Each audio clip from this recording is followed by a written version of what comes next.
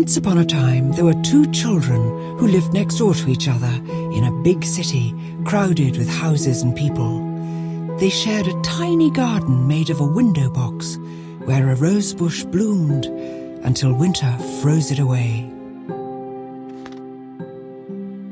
Not far away, there was an evil hobgoblin who had a magic mirror. Everything beautiful that it reflected looked ugly, while hideous things looked wonderful. The hobgoblin flew into the sky with his mirror, but it slipped from his hands and smashed into millions of sharp splinters.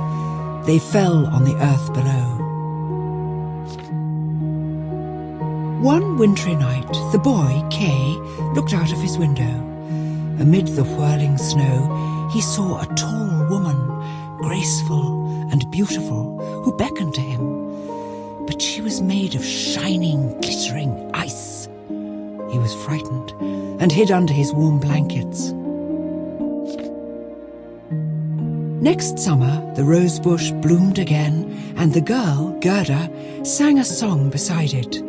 When roses bloom so sweetly in the vale, the Snow Queen's evil power at last will fail. As Kay played nearby, he suddenly cried out in pain, "Oh, something hurt my heart, and there's something in my eye." Gerda tried to comfort him. They did not know that the splinters of the evil mirror had pierced him and would soon turn his heart to ice. As time passed, Kay grew cruel and rude and shunned his former playmate. One day he was riding his sled when he saw a magnificent white sleigh arrive. "That will go much faster than my sled," he thought, and jumped on the back.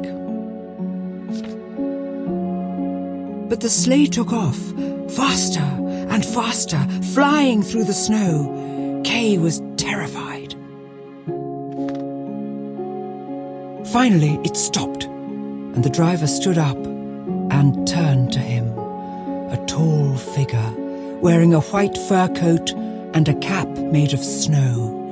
It was the Snow Queen. "Are you trembling from cold?" she asked him. She kissed his forehead, and for a moment he felt as though he was dying. Then he felt comfortable and realized he no longer felt the cold. The Snow Queen kissed him again, and he forgot Gerda, his parents, and his home. They flew away over forests and lakes, over many a land and sea. Below them the wind blew cold, and wolves howled. But up above, the moon shone bright and large, and Kay fixed his eyes on it throughout the long winter night. By day, he slept at the feet of the Snow Queen. Back home, Gerda searched everywhere for Kay. The snow melted and spring came, but there was no sign of him. So Gerda set off from her home to find him. Her journey first took her to a witch who lived in an enchanted flower garden. The witch wanted to keep Gerda and cast a spell of forgetfulness. But the witch was worried that her roses might remind the girl of Kay, so she pointed her crooked stick, and they sank down into the black earth. Held under a spell, Gerda stayed there. But one day, a sadness came into her heart, and her tears fell onto the earth, awakening the rosebush. As it bloomed before her, Gerda suddenly remembered everything. "Kay isn't dead," the roses told her. "We have been down in the earth where the dead people are, but Kay is not there." A crow flew into the garden. I think I have seen Kay, he said. He's now a prince, married to a princess in this very kingdom. Gerda went to visit the royal palace, but although the prince looked like Kay, it was not him. The princess was moved by Gerda's plight and gave her a golden carriage to help her with her journey. The carriage rolled on into a dark forest, where it was soon surrounded by robbers. They seized the horses and killed the coachman and dragged poor Gerda out. "How tender she looks," they cried. "What a dainty dish she will be."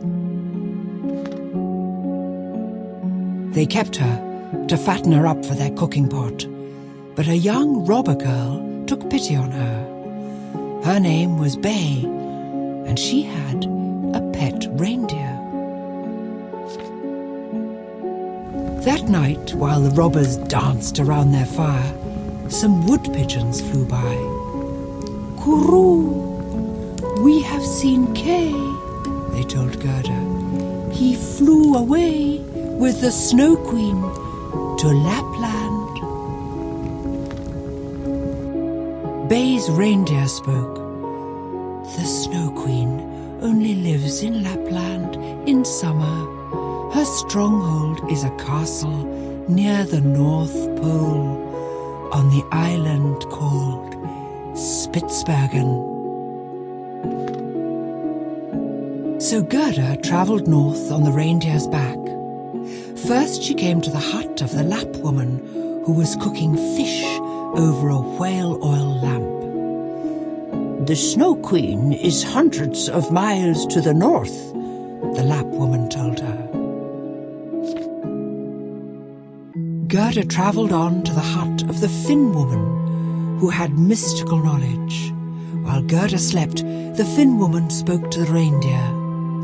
"Little Kay has splinters of glass in his heart and his eye. He will not be human until they are removed," she said.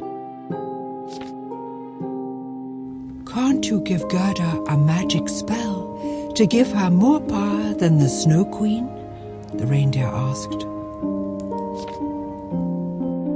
"No power that I could give her could be as great as the innocence of her own heart. Don't you see how wise men and beasts are compelled to serve her, and how far she has come?" the wise old Finn woman said. Gerda and the reindeer rode on to the Snow Queen's castle. It was defended by monstrous soldiers formed of snowflakes. They looked like snakes, bears, and porcupines. But Gerda said a prayer, and her frozen breath turned into angels who melted the snowflakes away. The walls of the castle were made of snowdrifts, and its vast, empty halls were lit by the flare of the northern lights.